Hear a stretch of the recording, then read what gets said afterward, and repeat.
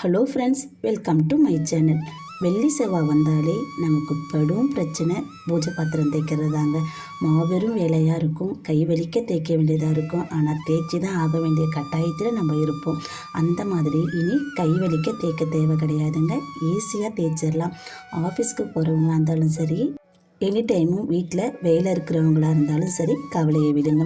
பூஜை பாத்திரம்லாம் எவ்வளோ கழுவுறதுக்கு முன்னாடி பாத்திரத்தில் உள்ள எண்ணெய் பிசுக்கு எல்லாத்தையுமே நம்ம ஒரு காட்டன் துணி வச்சு எடுத்துடலாங்க. அதுவும் இல்லைனாக்கா வீட்டில் வேஸ்ட்டாக இருக்கிற மாவு, அரிசி மாவு, கோதுமை மாவு, எந்த மாவாக இருந்தாலும் பரவாயில்ல, அதில் வச்சு தேய்ச்சி எடுத்துட்டா எண்ணெய் பிசுக்கெல்லாம் போயிடும். அதுக்கப்புறம் தேய்க்கிறதுக்கு ஈஸியாக இருக்குங்க.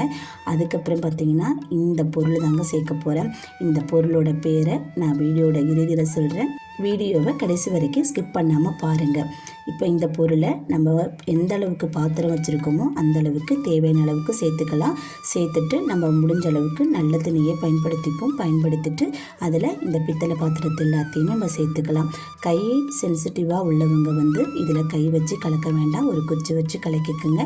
பாத்திரத்தை எடுக்கும் போதுமே தண்ணி எல்லாத்தையுமே வடிகட்டிட்டு அதுக்கப்புறம் பாத்திரம் எடுத்து நம்ம எப்பயுமே சாதாரணமாக விம்ஜல் வச்சு இல்லை சபினா பவுடர் வச்சு தேய்ச்சாலே போதும், பளிச்சுன்னு வந்துடும். நம்ம உள்ள பாத்திரத்தை போட்டோன்னே பாருங்கள் எந்த அளவுக்கு இருந்துச்சு, ஃபஸ்ட்டில் எப்படி இருக்குன்னு. இப்போ நான் பாத்திரத்தை எல்லாத்தையுமே நான் உள்ளார சேர்த்துட்டேன். இதை நம்ம ஒரு அரை மணி நேரம் இல்லை ஒரு 10 நிமிஷம் வரைக்கும் விட்டாலே போதும், பளிர்னு நமக்கு மாறி வந்துடும். நான் அந்த ஒரு பொருள் தான் சேர்த்தேன், வேறு எதுவுமே சேர்க்கல. அதில் உள்ள அழுக்கெல்லாம் வெளியே எடுத்துகிட்டு வந்துருச்சு பாருங்கள். பாத்திரம் கூட தேய்க்க கூட இல்லை, பளிச்சுன்னு இருக்குது.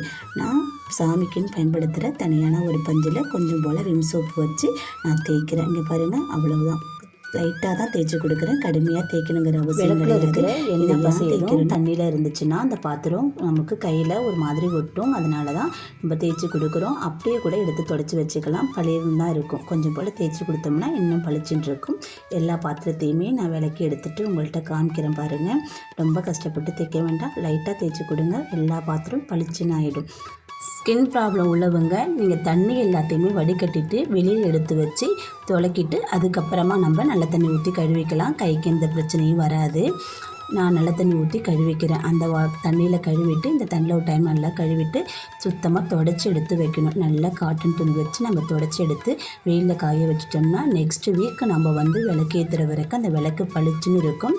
நமக்கு மங்கியும் போகாது, கரை பிடிச்சி இருக்காது. கண்டிப்பாக உங்களுக்கு பயனுள்ள தகவலாக இருக்கும். ட்ரை பண்ணி பாருங்கள்.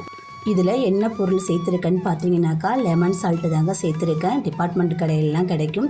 1 கிலோவே 120 ரூபா தான். நான் எல்லா பொருளையுமே கழுவுறதுக்கு 1 ஸ்பூன் அளவுக்கு தான் சேர்த்துக்கிட்டேன். உங்கள் தேவைக்கு ஏற்ப நீங்கள் அதை கூட்டியும் குறைச்சியும் சேர்த்துக்கலாம். அவ்வளோதாங்க. எல்லா பாத்திரத்தையும் சூப்பராக பளபளன்னு விளக்கெடுத்துட்டு வந்தாச்சு. இந்த வீடியோ பிடிச்சா லைக் பண்ணுங்கள், ஷேர் பண்ணுங்கள், கமெண்ட் பண்ணுங்கள். மறக்காமல் கண்களி ஃபேமிலி விழாக்க சப்ஸ்கிரைப் பண்ணுங்கள். மற்றொரு புதிய பதிவில் சந்திப்போம். தேங்க்யூ.